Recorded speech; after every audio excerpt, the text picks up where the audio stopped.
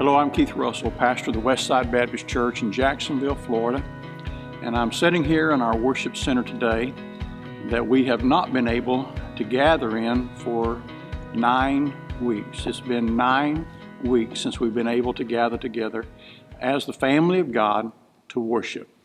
Last Sunday morning, I announced that I was hopeful that we'd be able to get together again very soon. And so what I want to do for just a few minutes is to introduce to you our reopening plan. And we do have a plan. And things I'm going to share with you right now, you can find in a letter. I wrote this letter. We put it on our website. It's got a lot of information in it. So I would encourage you, even after I've done this, to go to that letter and you can get more information. If you have questions, you can always call the church office at 781-0618. But I'm excited about the fact that we're finally going to get to go to worship together again. Now, it's not going to be just open up the doors and say, y'all come and everything's back to normal. As you might imagine, it's just not going to work like that. It's just not the safe or the right thing to do at this time. So what we're planning on doing is this Sunday on May the 17th, we're going to have what I'm calling a soft opening. We're going to have a worship service with a small crowd of probably around 100, 150 people, something like that. We're going to use that as kind of rehearsal, preparation to work out any problems that we might have. And so we're going to do that this Sunday, May the 17th. I have invited some special guests to come and be with us that day, leadership type people. I've invited our deacons and their families. I've also invited our connection group teachers and their families. And please understand, when I say family, I mean those who live in your household. That does not mean your family member that lives next door, down the street, across town. That means those who actually live in your household. So I'm inviting our deacons and their families, our connection group teachers and their families, and we're going to have a worship service with them this coming Sunday morning at 10:45. The doors will open at 10:15, 30 minutes prior to the service. And so we're going to do that this Sunday. I'll say more about that, all the details in just a moment. The following Sunday, on May the 24th, we're going to then, if everything goes well this Sunday, we're going to have 2 identical worship services on May the 24th. One that will begin at 9 a.m., the other that will begin at 10:45 a.m., and again, the doors will open 30 minutes prior to the service. So if you're coming to the 9 o'clock service, the doors will open at 8:30. If you're coming to the 10:45 service, the doors will open at 10:15. And please remember, that is Sunday, May the 24th. So before I go into any more details, I want to give you some instruction that's in the letter. And I'm just going to read it to you because I want to make sure I get it right. Because I know that not everybody is ready to get back together and worship, and that's fine. So here's what my suggestions are. I put this in the letter, just some bullet points for you. Number 1, and many of these go without saying, if you have COVID-19, if you have the coronavirus, please stay home. Do not come. If you have been in contact recently with someone who has COVID-19, please stay home. If you're running a fever, if you have a persistent cough, if you feel sick in any way, please stay home.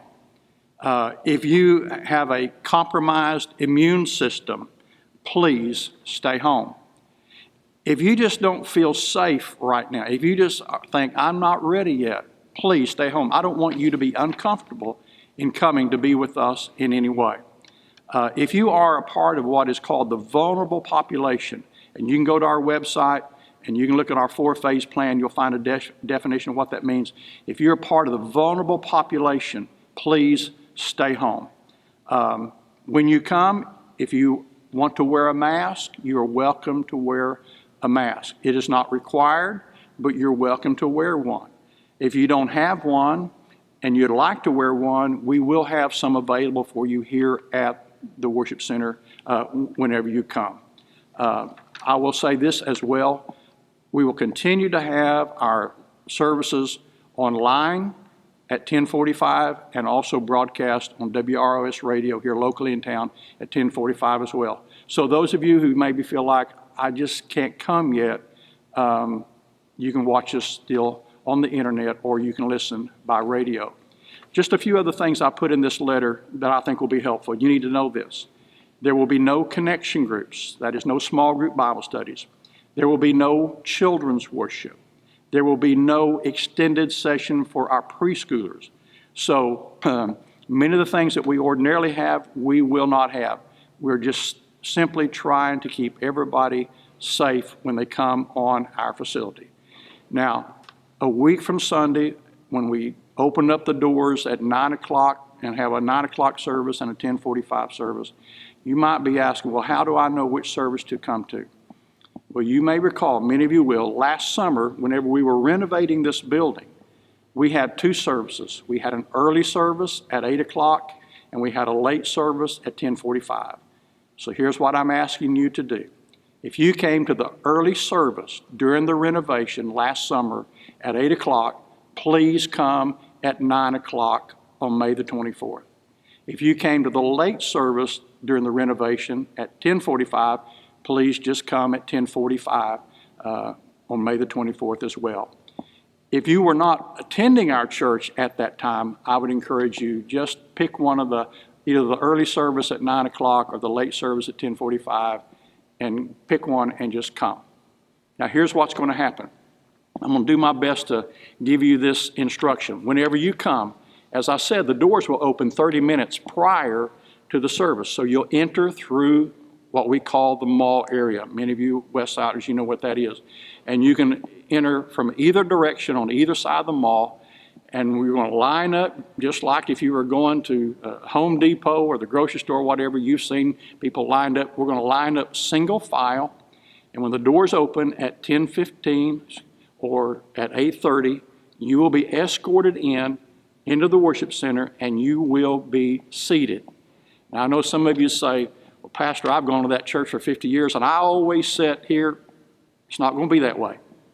You're going to be escorted in, and you're going to be seated. So here's what we're doing. Here, I'm in the worship center today, and what we've done is we've measured the worship center.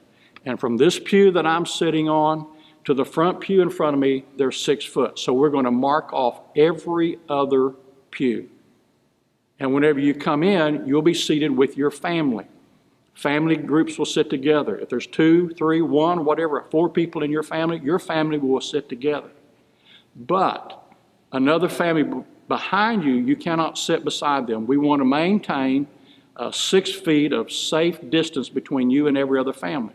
So what that means is you're going to leave 3 seats between you and someone else. For example, if you are a family of 2 and you come and sit in these 2 seats right here, and there's another family behind you, you're going to leave 1, 2, 3 empty seats, and then another family will be right there. Don't worry about it. There'll be ushers, there'll be escorts, there'll be people helping you, but I'm going to encourage you to please maintain that distancing throughout the service. So we're trying to keep everybody safe. Once we get everyone in, and you have found your seat, and you're with your family, and you sit down and you have the worship time, and we're going to have a great time of music and preaching and worship time on Sunday morning. When the service is over, then you will exit, but you'll exit out a different direction from what you came in. And again, you'll be ushered out, and we're going to ask that all of your fellowshipping be done outside. We will not be able to gather people inside the worship center like we generally do after a service and all enjoy our fellowship. But you'll have to exit out the building, and then you can do your fellowshipping outside. But even then, please maintain a safe distance between you and everyone else. There's probably many other things that I ought to say to you, and I'll think about that when I get through. But it's all written down here in this letter, so please go to our website and you'll find the information about our reopening. But just to recap, this Sunday, May the 17th, is a soft opening of a small group of people, deacons and their families, connection group teachers and their families, and we're going to do everything I've talked about here. We'll work out any bugs, and it may change a little bit, I'm not sure. And then the following Sunday, on May the 24th, we'll have a 9 o'clock service and a 10:45 service, doors opening 30 minutes prior to the service beginning. I'm going to ask you, please, just be cooperative, be flexible, be optimistic.